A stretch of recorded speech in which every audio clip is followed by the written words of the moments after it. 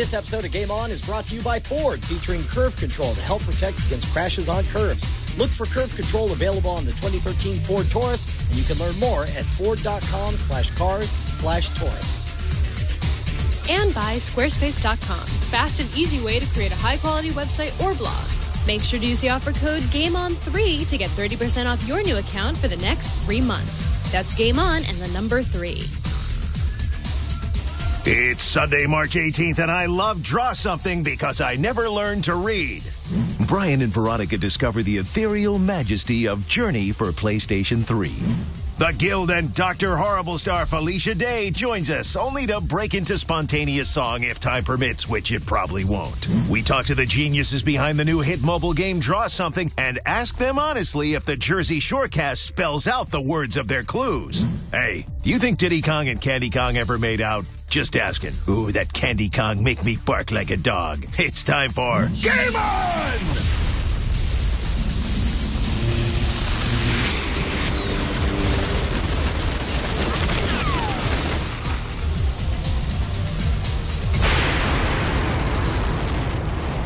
Tack, lock, pack, inversion, torque. We are on for Game On. I'm Brian Brushwood. And I am Veronica Belmont. So I see you have your big boy hair on today. I'm like a grown-up real person. Like a real now. person. Don't get used to it.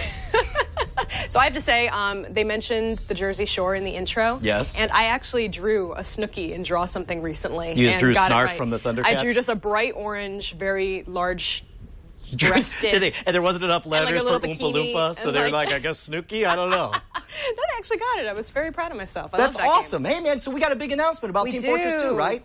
We do. People may remember that we actually did a little trial round a few weeks ago on Shut Up and Play.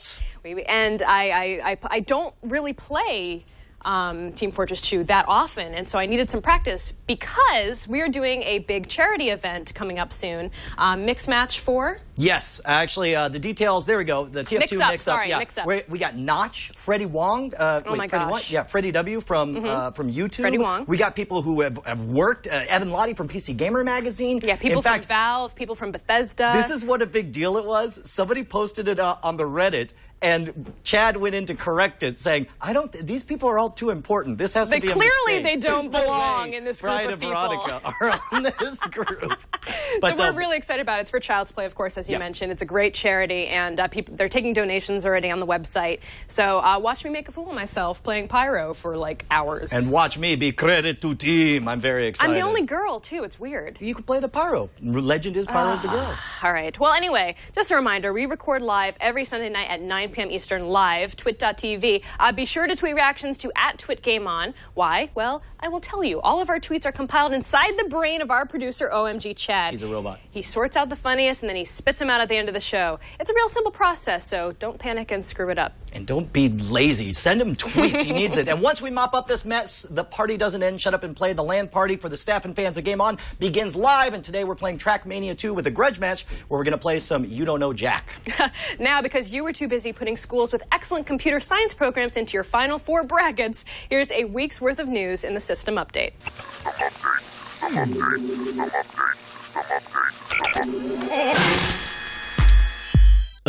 Diablo 3 is back in the news.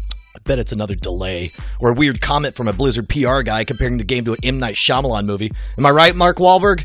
What? No. Oh. Well, then it must be actual release date. Yes! Diablo 3 will not only be available to the public on May 15th, but you can pre-order it right freaking now! It'll cost you $59.99 for the standard version or $99.99 for the collector's edition, or you can buy an annual pass to World of Warcraft and get Diablo 3 for free. But beware, that offer ends May 1st. Is Bethesda ready to announce their rumored Elder Scrolls MMO? Yes, according to Tom'sGuide.com. It will be called Elder Scrolls Online and will take place 1,000 years before Skyrim. Players will be able to choose from 3 factions represented by a dragon, a lion, and a bird of prey. The announcement is set for May. Of course, this would be followed up with a presence at E3 in Los Angeles. Well, fussro duh.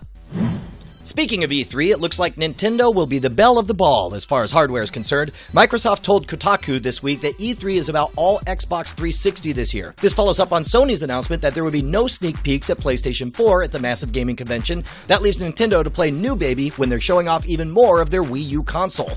E3 was already pivotal for Nintendo to wow gamers in advance of the Wii U's winter launch. Now with the decks cleared, the pressure is even higher. Gaming site Giant Bomb has been acquired by CBS Interactive, along with Comic Vine.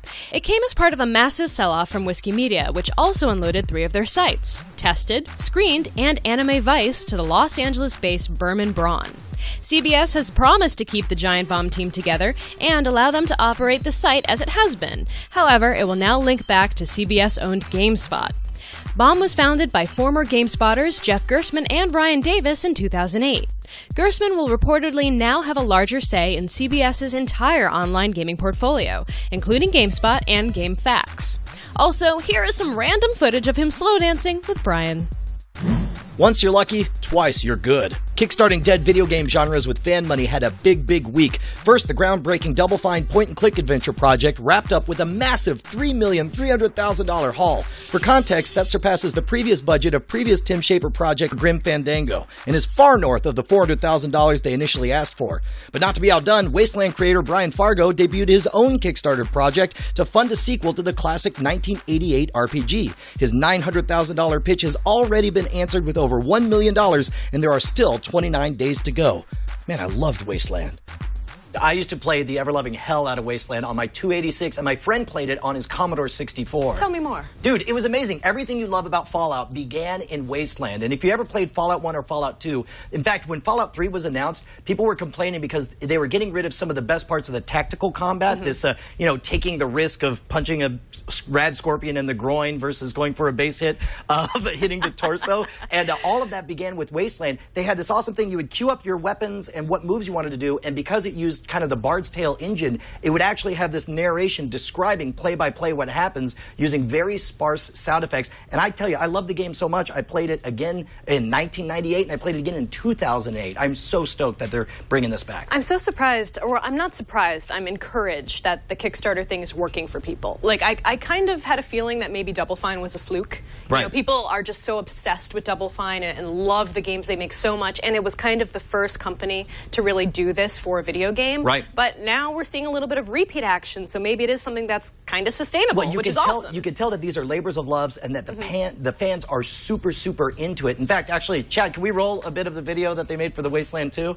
Thanks for meeting with me today. So you want us to pay for a Wasteland sequel?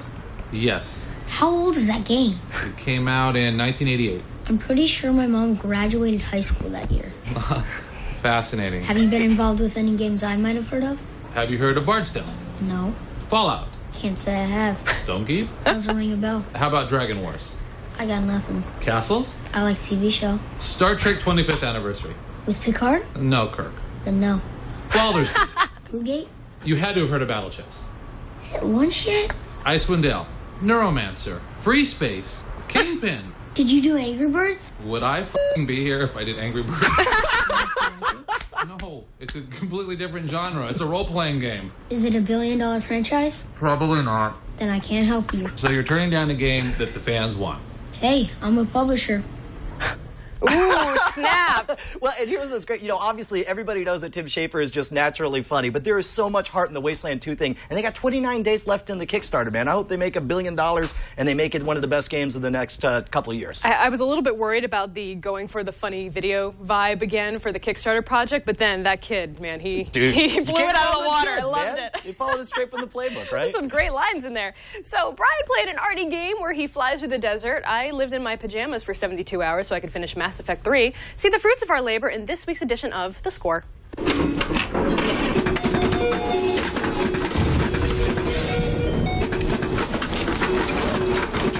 All right, so we're going to start off talking about Journey. Journey, of Yes. course, is a PS3 exclusive title, and my buddy John was nice enough to bring over his PS3 because it's a relatively short game. And the biggest thing I took away from the Journey, or just Journey, sorry, is that the debate is over. Video games can be art, and by art, I mean they can be transcendent with visuals that will haunt you for the rest of your days. They can also be overpriced and boring. But Okay, so where do you think this fits into those categories? a little bit of column A, a little bit of column B. Here's the thing. Interesting.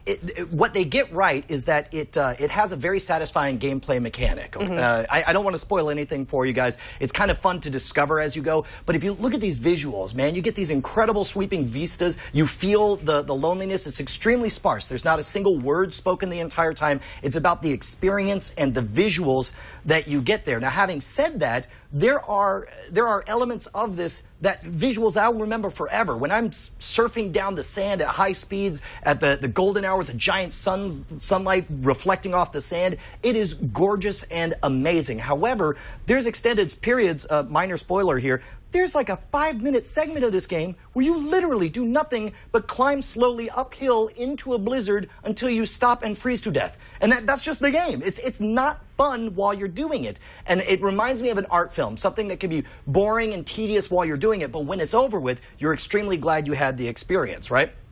I guess the other big thing here is when people say art in video games, you hear about this and you also hear about Dear Esther. So for comparison, I know Daphne already covered reviewed it. She did. But these are nothing alike. Dear Esther is a linear narrative where it's a narrative chopped into pieces, walk forward, here parts, walk forward, here parts. This is completely experiential. It's a place that you go, and it's a place you'll remember forever. But while it is only 2 hours long at most, but weirdly, I want to play it again. Even though while I was playing it, I was like, this is boring and slow. But there are those brief moments of terror that you run into. There's the excitement of being able to run free. But then there's a lot of nothing. There's a lot of walking in the desert. So the only question is, and this is another thing that makes it like art, is $15 for a 2-hour experience. Is that too expensive? Is that what art deserves to be paid? It's going to be up to you guys. But I'm very happy I had the experience, and if I could, I would probably go back and play it again. However, I did spend 5 freaking minutes walking upward in a snowstorm just to die, and it was not fun while it was that kind of reminds me of a lot of the slower moments in other games that are out there. Like, I feel bad saying this, but in Uncharted 3, when Drake is lost in the desert for a while, I was like, really? You're going to walk this slow? This is a whole game of that stuff. I don't want to give any spoilers, but even at the end of another recent game I played where there was some slow walking involved at the end, I was like, just go faster, just do it. So I understand where you're coming from. It happens sometimes, but if you build a whole game around that kind of feeling, that kind of dynamic, right? So obviously in the score we sort of give a buy or don't buy thing. This is one that's going to have to be your judgment call. If you're somebody who wants to see what video games aspire to be, and you're willing to take that $15 risk for something that's 90 minutes of walking frozen in the snow, then go ahead and take the jump. I suspect you'll be really happy. But if you're somebody who says I want my game so I can kick butt and take names, maybe this won't be for you. However, it is gorgeous, and it's really a showcase of what kind of novel gameplay. I've never seen anything like it. So do you think we need another category for games like this? No. Are they still, I mean, they're video games, but is there a new kind of genre that we should be calling this? Look, that's the problem we have with video games right now, as it is they're all too fractious. You got, I'm RPG, I'm FPS, I'm some category I just made up. Sub-Zero in chat room said art house game. I kind of like that. It is an art house game. I kind of like that. We get its own category. It's an art house game. We'll call them that from now on. Done and done. Thank you. So I finally got through Mass Effect 3. So there's going to be some spoilers. That's not a good sign when you say I got through. Well, I don't mean that. I triumphantly finished it. This was the fastest I went through a game I wanted to take my sweet-ass time with. Okay. You know what I mean? Sure. Like I wanted to be done by the time we got here to record this show because, we did a review up to a point last week, and I hadn't had time to finish the game. I wanted to explore everything there was to explore, but the ending gave people so much angst and so much frustration and anger that I wanted to get there. I wanted to be able to talk about it with people. So do we need a spoiler alert drop? I think we need a spoiler alert. There is a spoiler alert. If you haven't finished Mass Effect 3, we are going to talk about the ending right now. So just stop listening for a little bit. Mute the audio on the stream, whatever. When you see us go to the next section, you'll know that we're not talking about it anyway. Okay, so I have to say right off the bat, and I tweeted about this when I finished the game, I didn't hate my ending. I didn't hate my ending. Not the while most I was playing. Endorsement. Well, I'm saying that because so many people hated the ending. Like, I hated the ending. Internet rage face, So I wanted to put it out there like that. It did not make me feel that way. I did not immediately feel any kind of, really big feeling of loss and frustration or anger at the ending that I noticed that you said I didn't hate my ending. Do you feel like you played it better? Do you think some of the rage is people didn't play certain things right, and that's why it's so frustrating? I think that, I think part of the frustration is that the endings you can get are all very similar. Okay. So I say my ending, I chose the middle ending, the synergy ending between biotics and, not biotics, between synthetics and, why can't organics? Organics. Thank you. There's so many icks in the game. It's hard to remember sometimes. It's a very icky game. No, not really. So I chose the middle round, so they combined, but apparently the other endings, which I did watch on YouTube, are very similar also. It's not that big of a difference. There's a lot of plot holes that you kind of come across when you hit the ending. There's things like, for example, you lose the ability to use the mass relays. So you can no longer do travel between the galaxies. And so then suddenly all the aliens that are helping you defeat, all the other aliens that are helping you defeat the Reapers at the end of the game, they're stuck in the Milky Way. They're stuck in your system now. Okay. And, a lot of the aliens in the game, they don't eat human food. They can't live in our environment. So in one way, that's not a good ending for that. Also, the mass relays are closed down, and we learned through earlier stories within Mass Effect, within the Mass Effect universe, that when the mass relays explode, they take out everything with them in that galaxy. So it was basically like a Holocaust in a lot of ways. So I brought along an intergalactic destruction of every people, life everywhere, and that just doesn't fit in with the storyline, really. This isn't the end. This is the ending you didn't hate. This was the ending.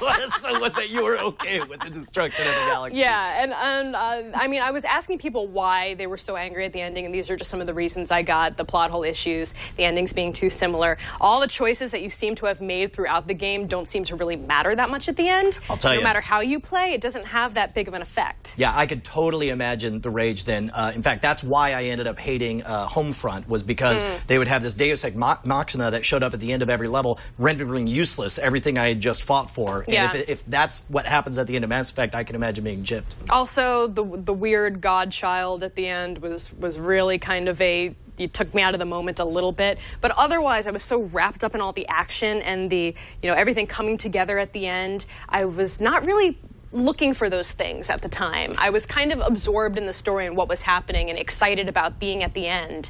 And it wasn't until I went back later and started talking to people that I started getting that little seed of frustration. Yeah. Of being like, oh, it would have been really great if, I guess you're right. if Shepard had that triumphant ending of destroying all the Reapers, and then she goes and lives in a cottage with Tally for the rest of her life, and blah, blah, blah. They make little alien baby children. So, in the spirit of buy or don't buy... Speaking of which, I did not get a chance to romance anyone either. You romanced it? Oh, that's why you're frustrated. That's why I'm frustrated, you betcha. Get your hugs and kisses. I didn't get my Garrus time. I wanted my Garrus time, but no. You're the only other person I've met who's romancing Garrus. I tried. Are in love with we went Garrus. and we shot stuff off the, in the Citadel, and that was awesome. We had some bonding. You guys but shot because guns? It was because I didn't import my character from my last game, because I went from PC to Xbox. So, in the spirit of buy or don't buy, someone like me who's invested, maybe a third of the way in, am I just going to, if I'm ultimately just going to be frustrated, is it continue to play or don't continue to play? I can't say that. I have to say that cumulatively, it was an amazing experience, and it was a fantastic game. I had a blast playing it, and the story is incredible, and the gameplay is incredible. Everything that I liked about it in our last review,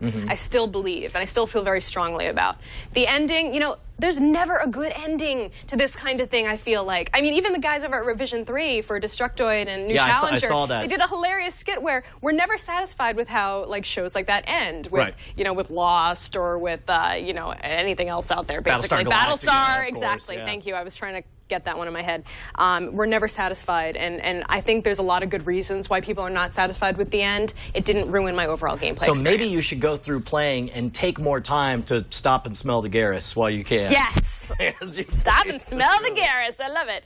Mass Effect 3 is available now for $59.99 on PS3, Xbox, and PC, and the From Ashes DLC is also available for $10, which I found, finally, by the way.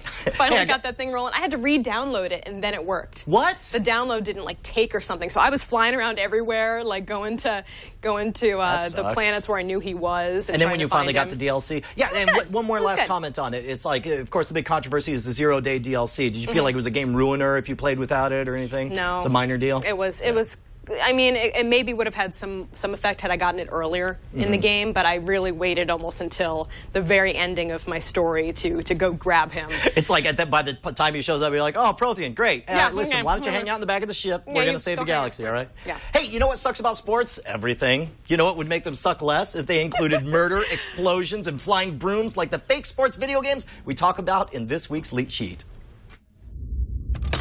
Initiate countdown. All right, guys, the best fake sports video games. Number 5, Mutant League Football, a game surely created in the most fevered moments in the mind of a surely sweaty Al Davis. It's a fairly basic skin of a standard American football game replacing human players with monsters of all varieties. The real fun came from hazards like landmines and fire pits, as well as a ton of random crap on the field like ice blocks and toxic waste.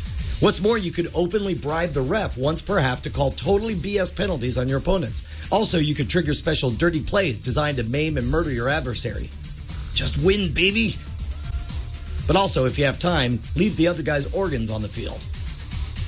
Number 4, Looney Tunes Basketball. A cross between White Men Can't Jump and Space Jam. What's not to love about Looney Tunes Basketball? Sure, the game treats interior defense with the same respect the Roadrunner pays to physics. Every single play is either a dunk or a dunk or a dunk. Your only hope to get ahead is by stealing the ball mid-court or picking off a pass and taking it the other way. Anyone who shoots a jump shot in the game is dumber than the guy who keeps extending Wile E. Coyote's credit at Acme. Number 3, Speedball. What would happen if you took rugby, armored the players, enclosed the field, and played with a metal sphere that could bounce off the walls? Speedball.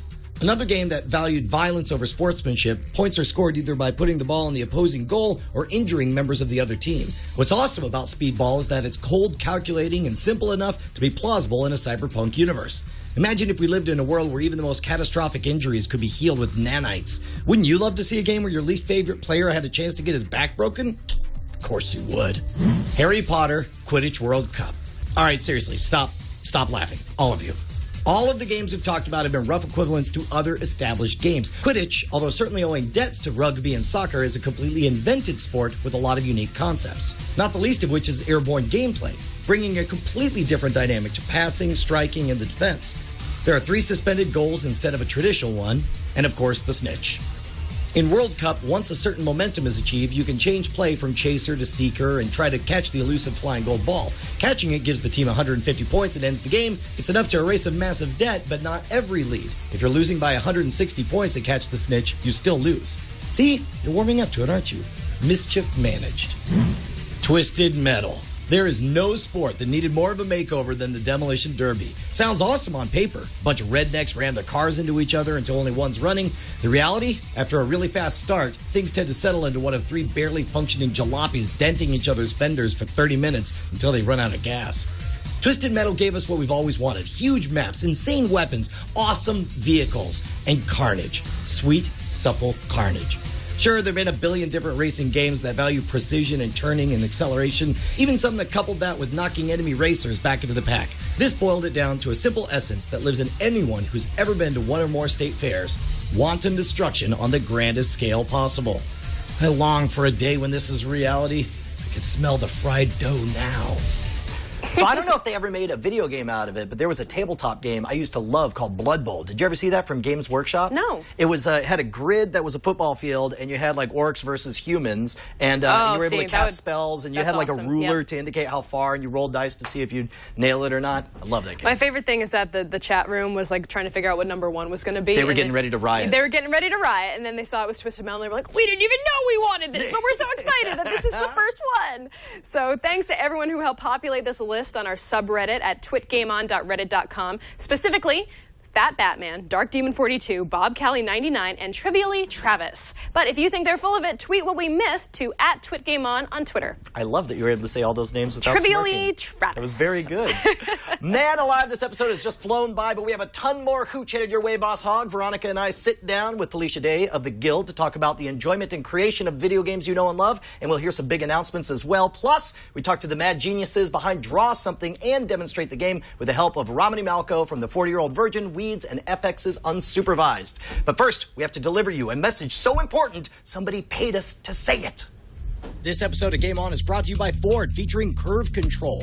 Curve Control is part of a whole suite of safety technologies on the 2013 Ford Taurus. It helps drivers maintain control of their vehicle when they're taking a curve too quickly. Here's how it works. Curve Control is always looking for potential problems by measuring how quickly the vehicle's turning versus how quickly you're trying to turn it. It pays attention to the roll rate, yaw rate, lateral acceleration, wheel speed, a steering angle, all this stuff I don't even understand. The point is it runs 100 calculations every second. When it finds a problem, it'll rapidly reduce engine torque, it'll apply four-wheel braking, it'll slow the vehicle up to 10 miles an hour in 1 second, and it works on dry or wet pavement. Curve Control helps protect you while driving on curves, and it's one of several new driver assist technologies available on the 2013 Ford Taurus. You can find out more at ford.com/cars/Taurus.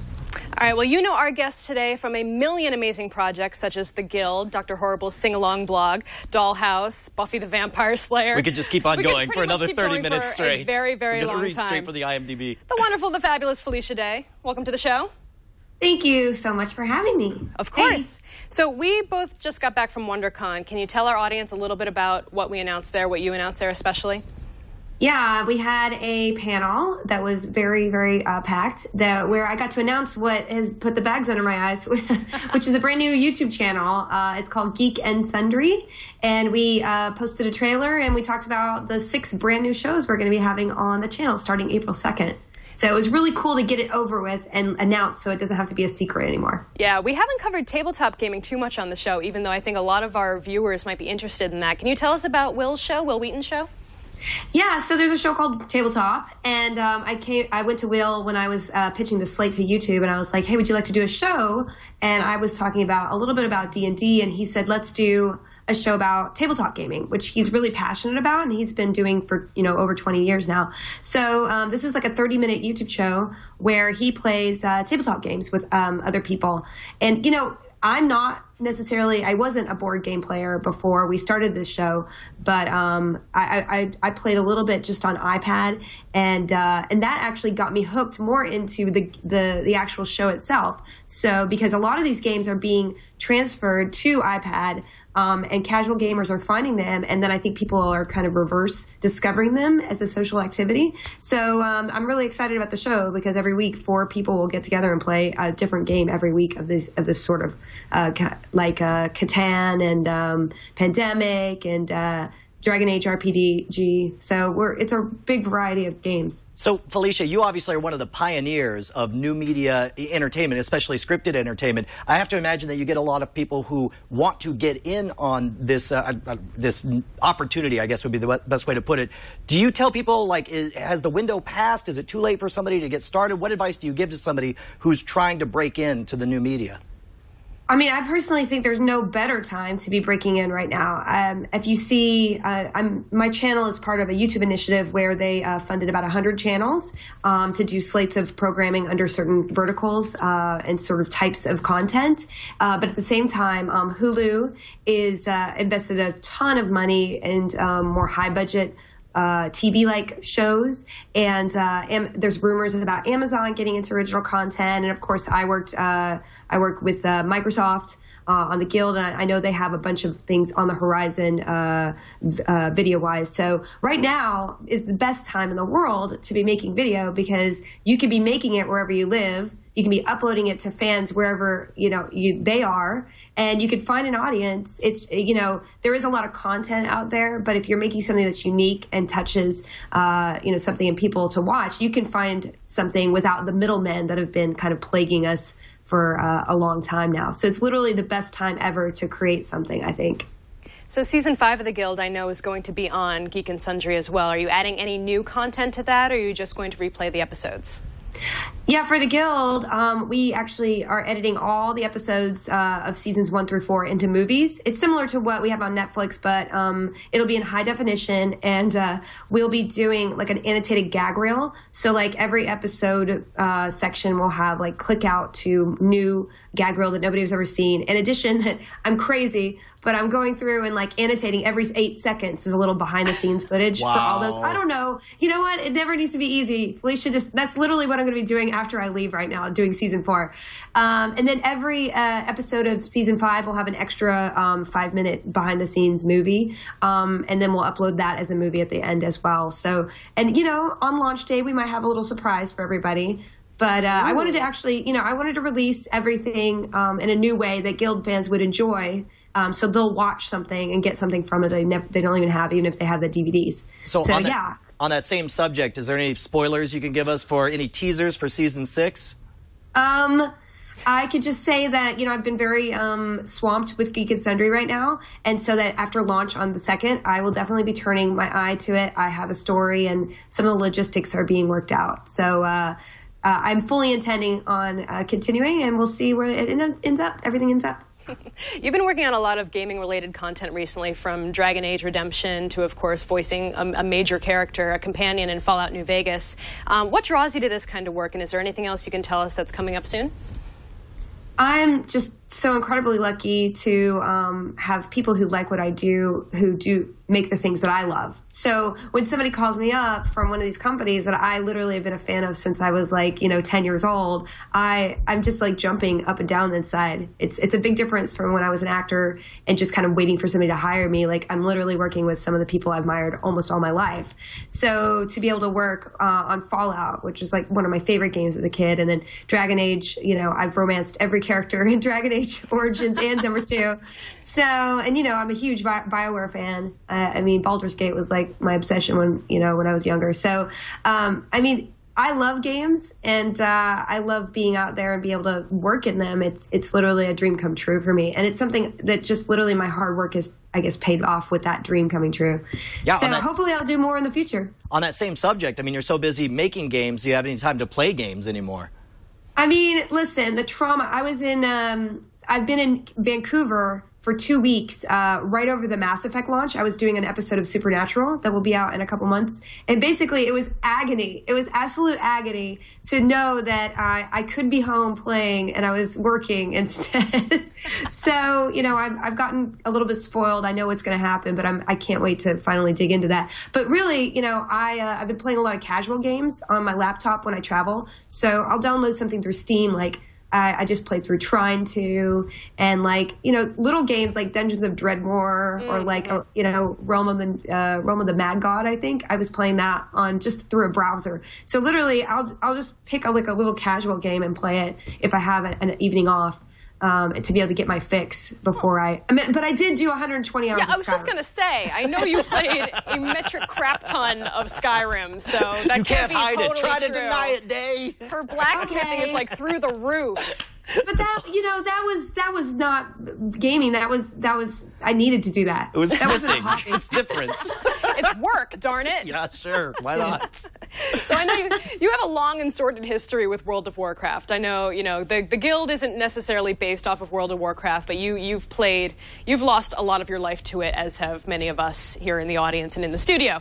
What's your relationship like with World of Warcraft? Do you know if any of the developers are big Guild fans? Are there any little Felicia gems hidden in the game anywhere?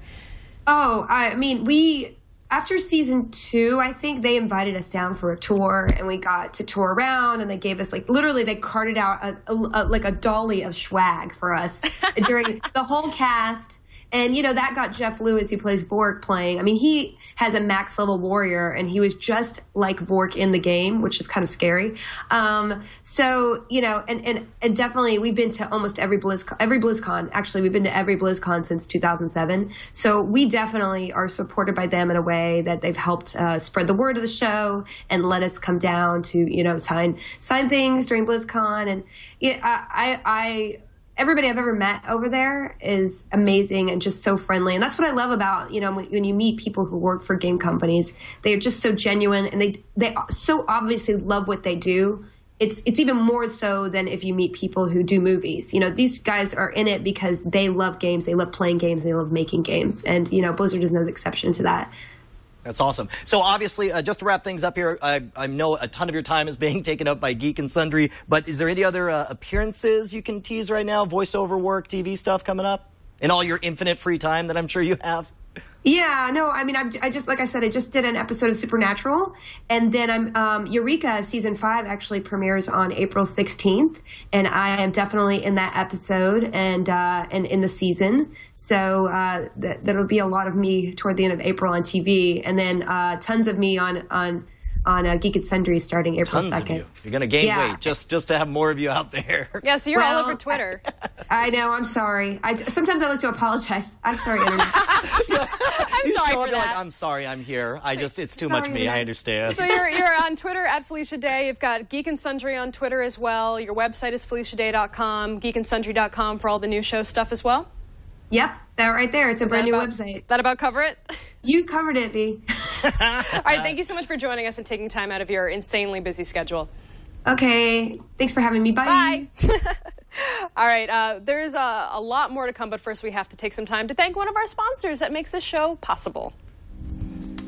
This episode is brought to you by Squarespace.com, the fast and easy way to create a high-quality website or blog. Squarespace.com has an easy-to-use UI for creating and managing a website or blog. Plus, it's optimized for both beginners and CSS experts. They recently created a developer-friendly CSS editor that allows you to pop out the entire window in full screen, colorize code, undo, find, and replace. There are hundreds of design templates to choose from, and you can customize any of the designs to fit your needs. They recently added 13 new template redesigns with 85 new style options and 2 brand new templates. There's tons of online resources and a special support team to give you personal help 24 hours a day, 7 days a week. For a free trial, go to squarespace.com and sign up for a free account. Make sure to use the offer code GAMEON3 to get 30% off your new account for the next 3 months. That's Game On and the number 3. So in all my excitement, I forgot to mention that myself and Tom Merritt of TWiT fame as well, big news, are doing we're doing a video version of our sci-fi fantasy book club and podcast Sword and Laser on Geek and Sundry. So we're going to be continuing to do the audio podcast, but also doing a video version that's going to alternate every Friday with Will Wheaton Show. You're burying the lead. That set is amazing. We're very excited, and I can finally talk about it. They have actual real dragons and they have actual swords and actual lasers on set. It's going to be so cool. I'm so excited. Hey, unless you've been hiding under a rock, you know that Draw Something has taken the world by freaking storm. But in case you've never heard of it, me and Veronica demoed the game with our friend Romany Malco. You might remember him from Weeds, the new FX animated series Unsupervised, or The 40-Year-Old Virgin. When we taught the word that you don't, when he taught the world that you don't put the P word on a pedestal, I realized that was what I was about to say. Let's take a look.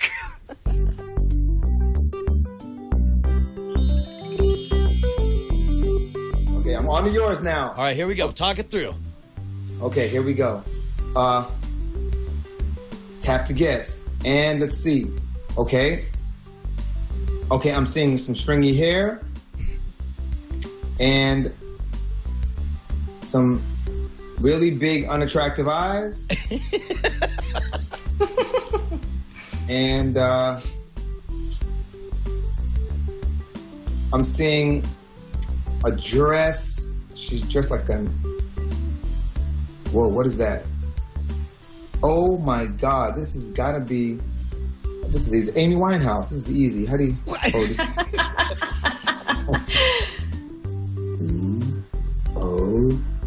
D-O-T. Correct. Polka dot.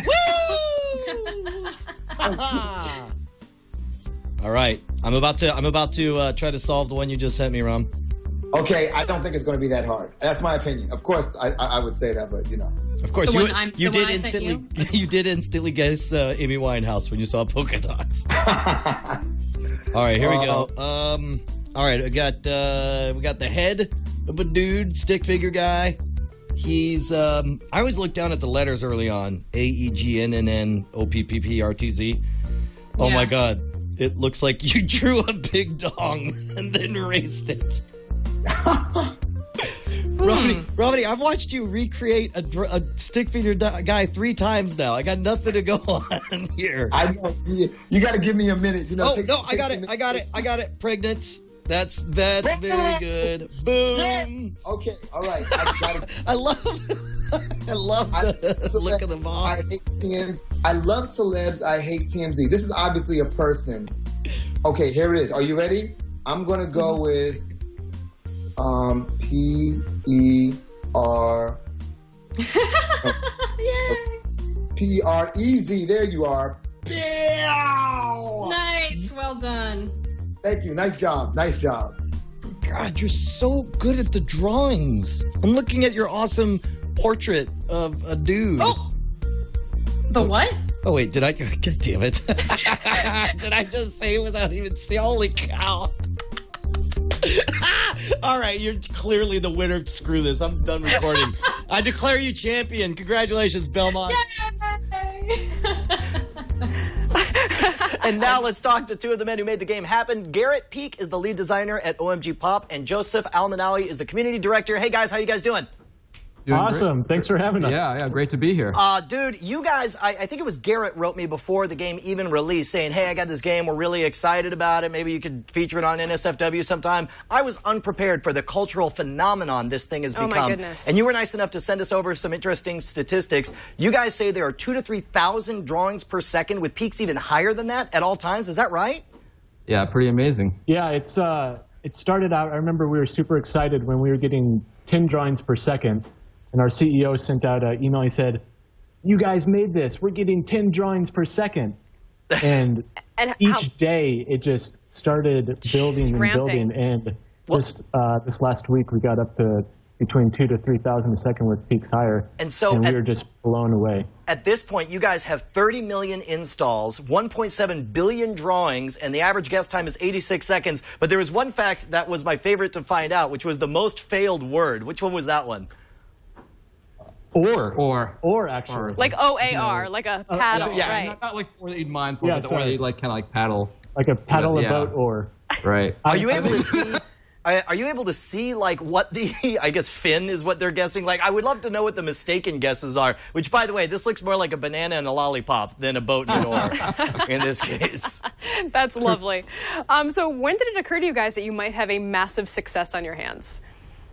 I mean, I don't think anyone here saw it coming. I mean, this is just this is a abbreviation of like one of our a couple of our older games. Like we have Draw My Thing on our Made website and our Facebook game, and I think we expected this to be a really fun game. But I mean, at what point was it that we feel that was just going to be like?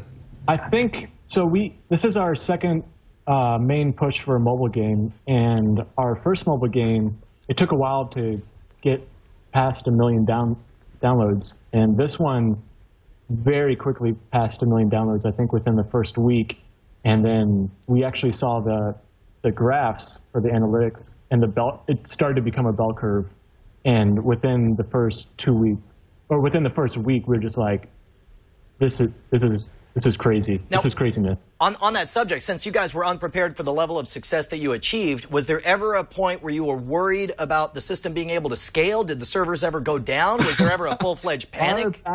We probably have the hardest working back-end team I've ever met. Yeah. They came in and worked day and night. No sleep, literally. Big shout out to Chris and Jason Crash to Burn. Just amazing guys, I swear to God. They've got no sleep for days handling the massive influx of drawings and traffic to the game. What do you think the success, where do you think the success came from? Do you think it was just being in the right place at the right time? Do you think it was a really great PR move? I mean, or is it just totally unexpected?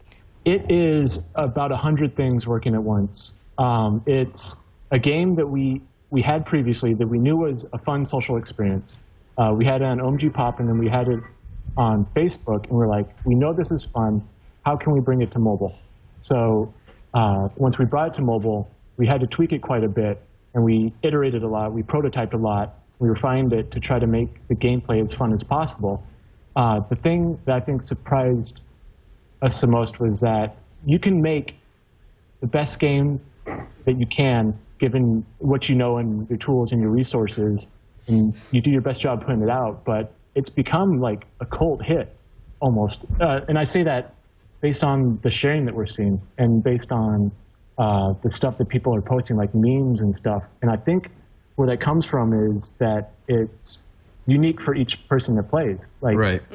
You guys just demoed a game that you guys played individually, and he was drawing pregnant, but it came out of something else, and other people had. It's a very modest way to put it. I'll keep it PG. But other people have in-jokes, so it's like peanut butter for me may mean like the name of my dog, whereas for someone else it may be something some funny experiences they had with their friend. Right. It all comes down to that personal ability to express with your friends. So it's just like, it's what you just don't get from some other games where you just can kind of have this one-to-one personal expression that just between like you and the other person that makes it special. I know there's some... Oh, go ahead.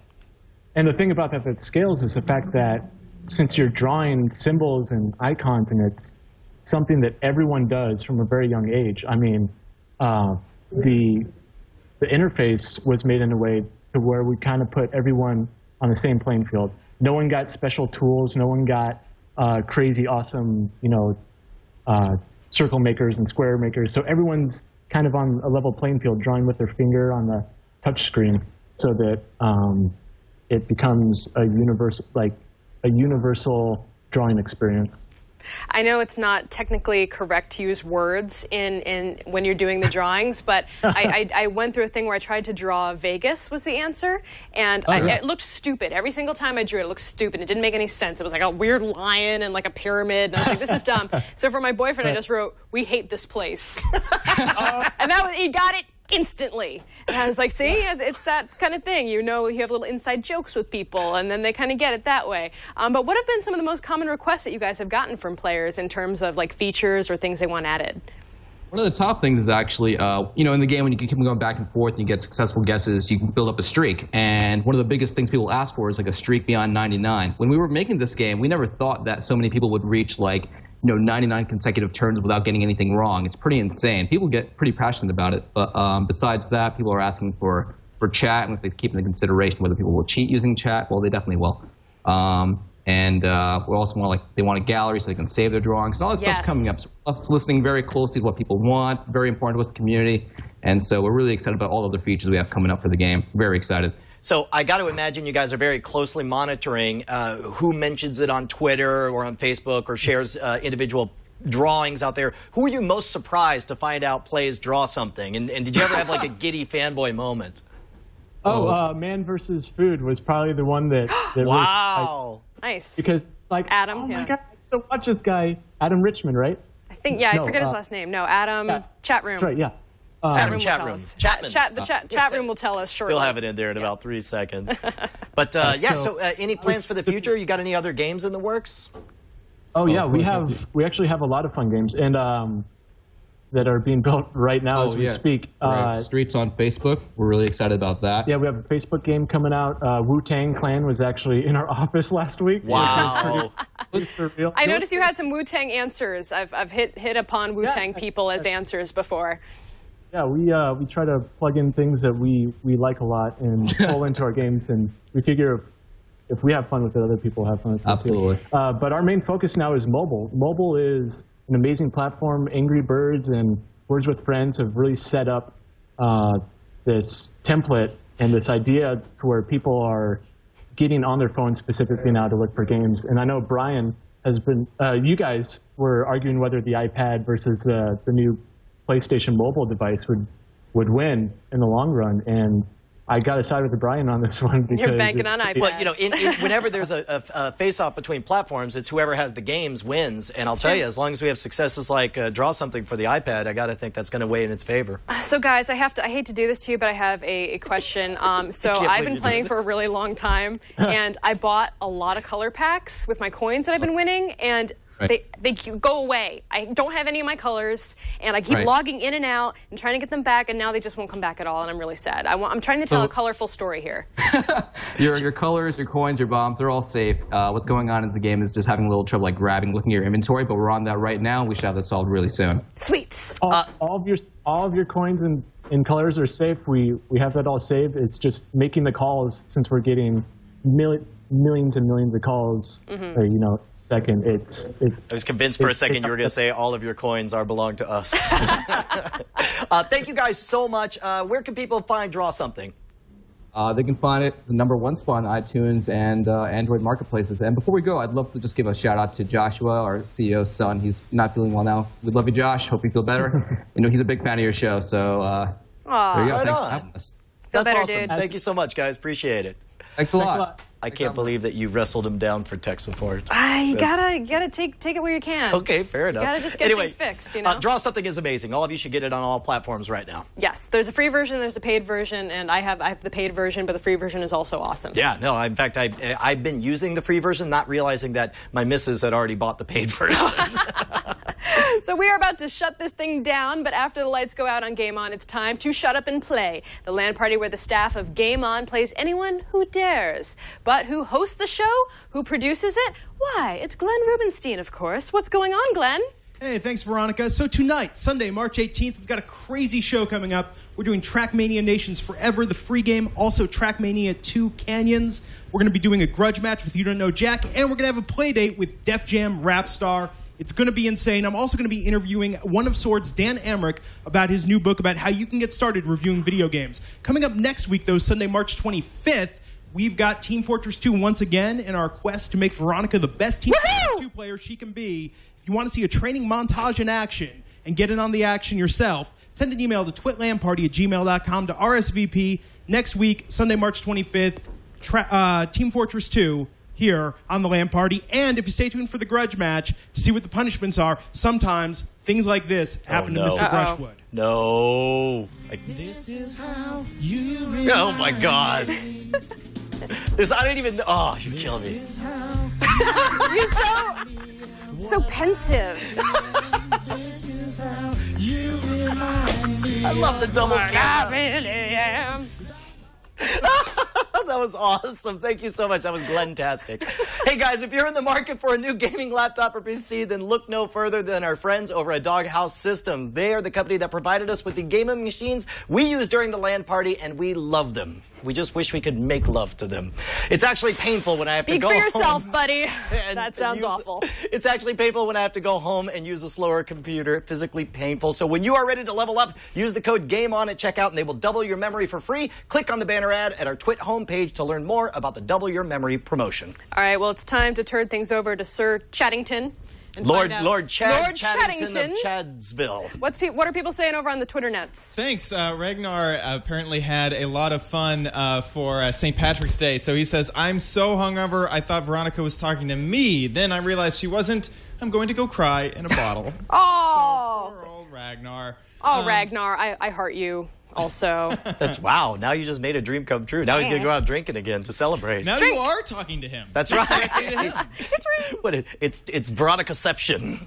Exactly. And then also, Chuckle J says, at the end of Mass Effect 3, I was like, this is awesome. I don't know. Everyone was complaining about it. And then I was like, oh, I get it. So he was not too excited. So he's on the same page as you. Same, he thought he liked it, but the delayed reaction, the slightly delayed reaction. Like I said, love the game. It's like you think you're okay. You get in your own head. You wake up with nightmares. You're just like, oh, that sucked. You got to get out of your head at the end of the game. There, you just got to let it happen. It was a video game. It's cool. Don't worry about it. And then finally, Patrick Delahanty asks, when Game On is someday turned into a platform adventure game, will Felicia Day be the bonus character available for pre-orders? Heck yeah! Gosh. Yeah, Alex Albrecht too. He'll play Brian, flat-haired Brian, yeah. Flat-haired Brian. But you're now flat-haired Brian. I know. I'm actually, I pull off the mask. I'm Alex Albrecht. Oh, that would be really bizarre. All right, well, thanks to Felicia Day, Garrett Peak, Joseph Alminawi, and Romany Malco, whose new movie, Think Like a Man, opens next month. Next week, we have Anthony Carboni from New Challenger and real-life video game props guy, Bill Doran. So excited about this. We'll see you guys then. I am too. Dude, he is awesome. It is so rad. Bye-bye. He makes the best stuff. Bye, guys. Bye-bye. See you next time.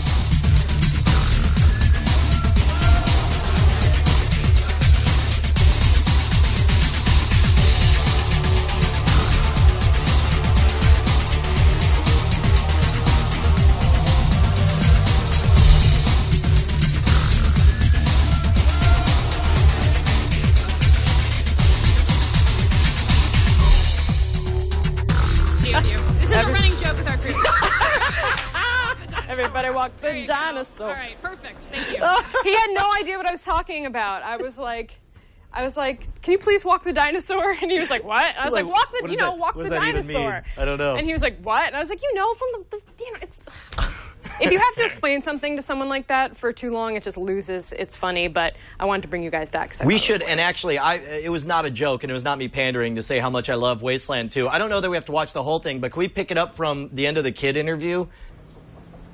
So from what I understand, Wasteland is a derivative of Fallout.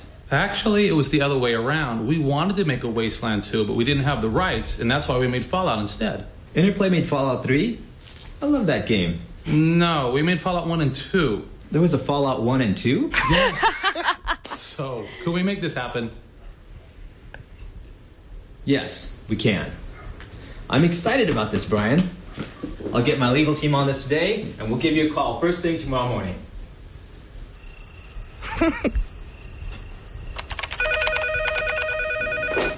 Hello? Hey, good to hear from you. So, are we going to finally get going on Wasteland? Yeah, I got your farm bill request. Yeah, but, no, sure, I'll feed your chickens. But what about the... it sounds like you have plenty of fertilizer. What about Wasteland? Oh, another direction? Okay, thanks. Aww. Yes, I got your Bejeweled request. Yeah, hey, Brian. Yeah, it's Richard Cornwell for Big Ass Games. Big Ass Games. Sorry. Hey, we decided to move forward with Wasteland. Yeah, just a few tweaks. Let's do lunch. Perfect. All right, great. Okay, let's talk about a few minor tweaks. All right, well, I don't want to stray too far from the original. Oh, no. I mean, these are just tiny modernizations, if you will. Take, for instance, we would like it to be a first-person shooter. Excuse me? And our numbers people, they tell me romantic vampires are really big right now, and we feel like they would seamlessly fit into the Wasteland storyline. Maybe we should use birds as weapons. Ooh, that's good, that's good. I'm glad we're on the same sheet of music. What do you think the boots look like? Are they red? Because red is really big. Are you seeing red? I'm definitely seeing red. So, in all seriousness, I've been wanting to make a Wasteland sequel for years. In fact, I'm hoping this sort of fan funding brings back a sort of genre of product that I love to play and I love to make.